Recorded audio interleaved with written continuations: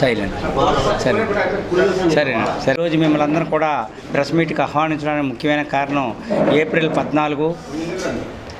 14వ తారీఖున డాక్టర్ బాబాసాహెబ్ అంబేద్కర్ గారి 135వ జన్మదినోత్సవం అనేది ఘనంగా జరిపించే ఉద్దేశంతో దానికి మీరంతా కూడా భాగస్వాములయ్యి మన విశాఖపట్నం జిల్లా అంతటా కూడా మీ మీడియా ద్వారా ప్రసారం పెట్టి ప్రపంచ మేధావి అయినటువంటి ఆ మహానుభావుడుక జన్మదిన వేడుకలకి అందరినీ వచ్చేటట్టు మీ వంతు పాత్రగా మీరు నిర్వర్తించాలని, అదేవిధంగా అంబేద్కర్ అంశం కాదు, అందరూ రావాలి, భారతదేశంలో ఉన్నటువంటి అందరూ రావాలా. విశాఖపట్నం జిల్లాలో ఉన్నటువంటి ప్రతి ఒక్కరు కూడా హాజరై మరి వాళ్ళు ఇచ్చేటటువంటి మెసేజ్లని మనం మనసులో పెట్టుకొని రాబోయే కాలంలో ఎలాగ పేదవాళ్ళని మరి ఒక స్టెప్ ముందుకు తీసుకెళ్ళేటువంటి కార్యక్రమం ఎలా ఉండాలనేది మనం ఆలోచించాలని చెప్పే ఉద్దేశంతో అంబేద్కర్ సెలబ్రేషన్ చేస్తున్నాము.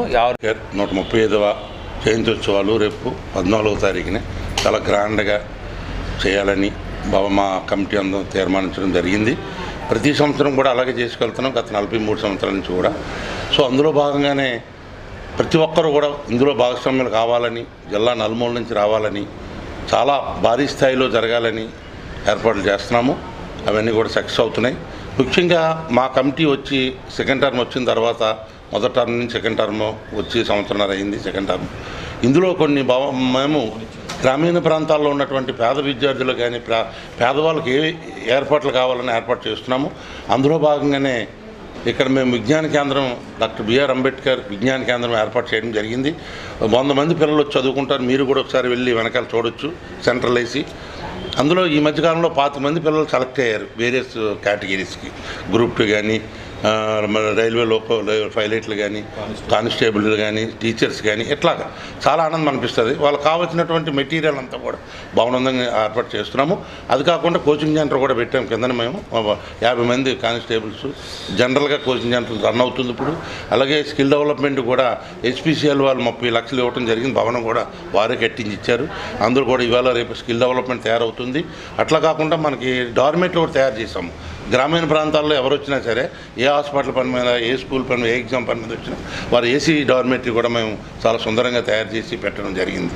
అందులో భాగంగానే ఇప్పుడు మరలా మాకు హెచ్పిసిఎల్ వారు ఆల్రెడీ శాంక్షన్ చేశారు 34 lakhs.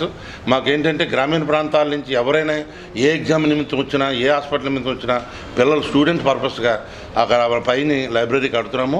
అందులో ఉండి వాళ్ళు చదువుకొని ఎగ్జామ్స్ రాసుకొని వాళ్ళ ఇంట్లోకి వెళ్ళిపోవటానికి. అలాగే పోర్టు వాళ్ళు కూడా ఇవాళ రేపు ఒక కొంత అమౌంట్ శాంక్షన్ చేసేట్టున్నారు. సివిల్స్ కూడా ఇక్కడ కోచింగ్ సెంటర్ ఏర్పాటు చేయడానికి చేస్తున్నాం మేము.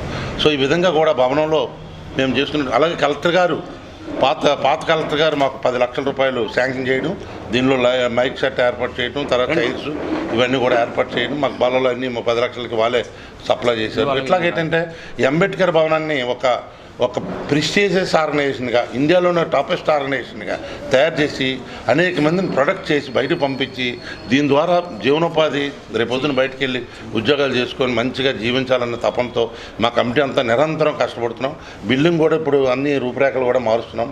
చాలా చక్కగా ఏర్పాటు చేయాలని కోరుకుంటూ రేపు జరిగే జయంత్యోత్సవాలకి మీ యొక్క print media and electronic media బాధ్యత ఏంటంటే ఎక్కువ పబ్లిసిటీ చేసి ఎక్కువ మంది వచ్చి ఈ ద్వారా ఒక పాయింట్ అయితే ఇక్కడ ఉన్నటువంటి సదుపాయాలన్నీ కూడా వారు సద్వినియోగం చేసుకోవడానికి ఏర్పాటు చేయాలని కోరుకుంటూ సెలవు తీసుకుంటాం.